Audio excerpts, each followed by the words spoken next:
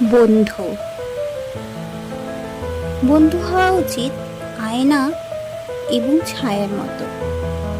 কারণ আয়না আমাদের মিথ্যে বলে না, আর ছায়া কখনো আমাদের সঙ্গ ছাড়ে না।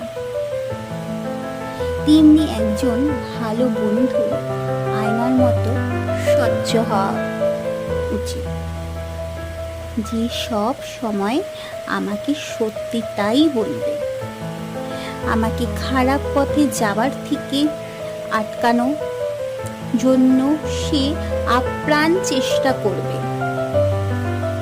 আমি কি মনে করলাম বা না করলাম তা তোয়াক্কা না করে সে সমস্ত অপ্রীতিকর কথা বলতে সে রাজি, যেটা বললে হয়তো আমার ভালো হতে পারে।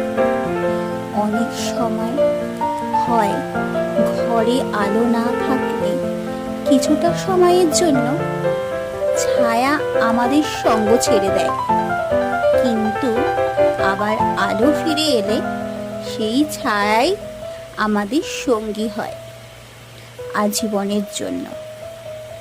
ঠিক তেমনি একজন ভালো বন্ধু ছায়ার মতো আজীবন আমাদের সঙ্গী হয়ে থাকে।